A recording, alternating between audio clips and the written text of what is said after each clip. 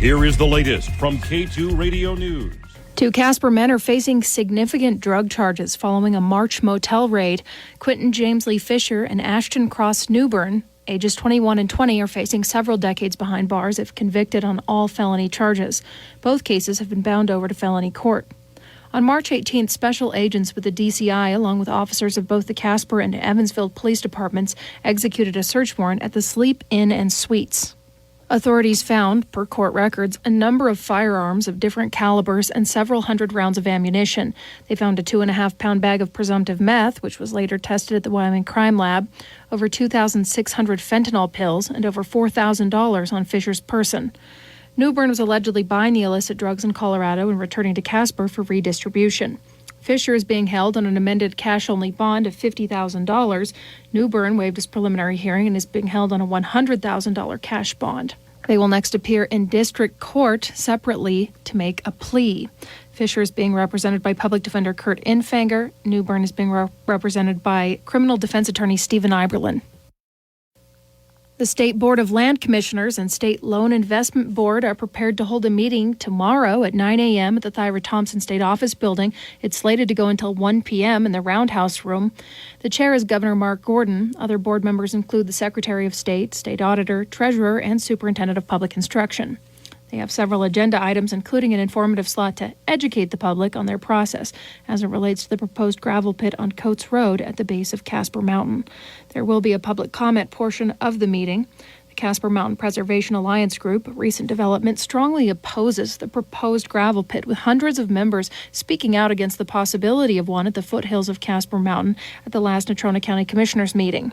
The State Board spokeswoman, Melissa DeFrady, says the room holds about 100 people, but they've already reserved a second room for overflow. The State Board of Land Commissioners is constitutionally charged with optimizing revenue from state trust lands to support public education and beneficiary institutions, while concurrently striving to protect, conserve, and maintain the lands so they may be used by future generations. K2 Radio will have a reporter at the meeting, and we do plan to update you on the latest discourse concerning the theoretical gravel pit. A 35-year-old Wyoming driver is dead after a rollover crash in Campbell County. This is per a Wyoming Highway Patrol preliminary crash summary. The accident happened on March 30th at 6:06 a.m. near Gillette. L.V. Thomas was driving a Chevrolet Silverado pickup on Interstate 90 when the vehicle veered left onto the shoulder and into the median. The vehicle proceeded down the median before sharply turning right. The truck crossed both lanes of travel and entered in the burrow ditch, ultimately sliding sideways with the driver's side leading before tripping and rolling multiple times. Thomas was not wearing a seatbelt at the time. Road conditions were clear and dry. He is the 15th person to die on Wyoming roads this year, compared to 33 at the same time last year. This week, a Billings man pled guilty to 2 counts of wire fraud. He now faces 20 years for defrauding the Crow tribe. On March 28th, he admitted to a scheme where he defrauded the Crow tribe by receiving checks from their payroll account, forging the payees, and having the payees cash the checks, according to U.S. Attorney Jesse Laslovich. Now, 43-year-old Jonathan Cleve Breen faces a maximum sentence of 20 years in prison, a $250,000 fine, and 3 years of supervised release.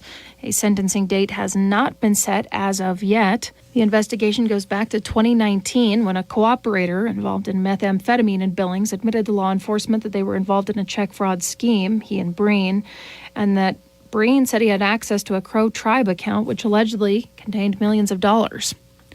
Reporting from Casper, this is Colby Fedor.